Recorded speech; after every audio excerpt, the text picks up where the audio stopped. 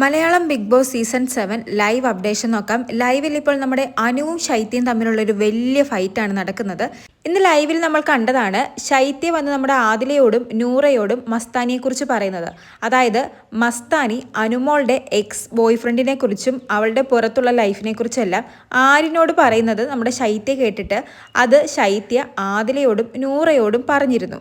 എന്നാൽ അനുമോളെ വിശ്വസിച്ചിരിക്കുന്നത് ശൈത്യയാണ് അനുമോളുടെ എക്സ് ബോയ് ഫ്രണ്ടിനെ കുറിച്ചും അനുമോളുടെ ലൈഫിനെ കുറിച്ചുമെല്ലാം ആരിനോട് പറഞ്ഞതെന്നാണ്. അത് എന്തായാലും ഇപ്പോൾ അനുമോള് ശൈത്യയോട് ചോദിക്കുന്നു. ശൈത്യയ്ക്ക് അത് കേട്ടതും നല്ല ദേഷ്യം വരുന്നുണ്ട്. ശൈത്യ എന്നിട്ട് ചോദിക്കുന്നത്, നീ കണ്ടോ, നീ കേട്ടോ ഞാൻ ആരിനോട് സംസാരിക്കുന്നത്?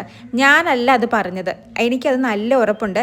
ഇങ്ങനത്തെ ചോദ്യങ്ങൾ എന്നോട് ചോദിച്ചുകൊണ്ട് വന്നാൽ നിന്റെ പല്ലടിച്ച് ഞാൻ പൊളിക്കും.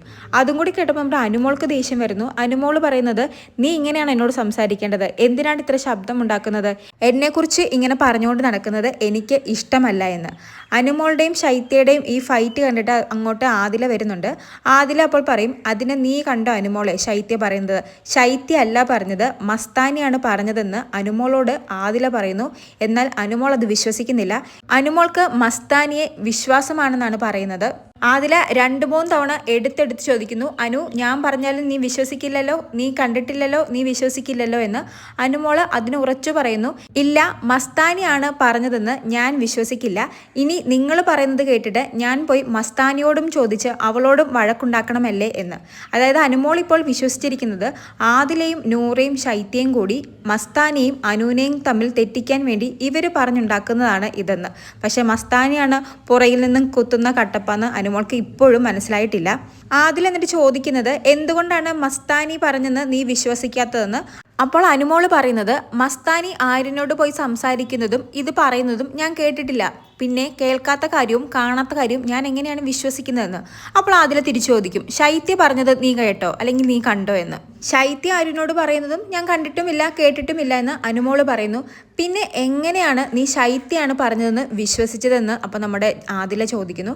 അതിന് അനുമോള് പറയുന്നത്, ഞാൻ വിശ്വസിച്ചിട്ടൊന്നുമില്ല, അവളോടൊന്ന് വന്ന് ചോദിച്ചതാ, അപ്പോൾ അവൾ ഇത്രയും ശബ്ദമുണ്ടാക്കി എൻ്റെ മുഖത്ത് നോക്കി പറയുക എൻ്റെ പല്ലടിച്ചു പൊളിക്കുമെന്ന്. അങ്ങനെയൊക്കെയാണോ പറയേണ്ടത്? അവൾ തെറ്റ് ചെയ്തുകൊണ്ടല്ലേ അവൾ ഇത്രയും ചൂടാകുന്നതെന്നൊക്കെ. ഇതും കൂടി കേട്ടപ്പോൾ നമ്മുടെ ആദിലയ്ക്ക് നല്ല ദേഷ്യം വരുന്നുണ്ട്. കാരണം ആദില പറഞ്ഞിട്ട് പോലും അനുമോള് മസ്താനിയെ വിശ്വസിക്കുന്നില്ല. മസ്താനിയാണ് പറഞ്ഞതെന്ന് അനുമോള് ചിന്തിക്കുന്ന പോലുമില്ല. കാണാത്ത കാര്യം വിശ്വസിക്കില്ലെന്നുള്ള ആ ഒരൊറ്റ സ്റ്റാൻഡിൽ തന്നെ നിൽക്കുകയാണ്. അതിന് ആദിലയും നല്ല രീതിയിൽ തന്നെ അനുമോളോട് ദേഷ്യപ്പെടുന്നുണ്ട്.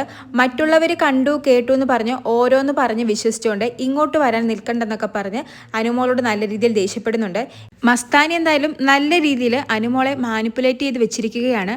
അനുമോൾക്ക് ഇപ്പോൾ ആദിലേനെയും നൂറയും ശൈത്യയും ഒന്നും വിശ്വാസമില്ല. നീ ഇനി വിശ്വസിക്കേണ്ട എന്ന് പറഞ്ഞ് ആദിലയും നല്ല ദേഷ്യപ്പെട്ട് തന്നെ പോയി. കൂടുതൽ ലൈവ് അപ്ഡേറ്റ്സുകളുമായി വീണ്ടും വരാം.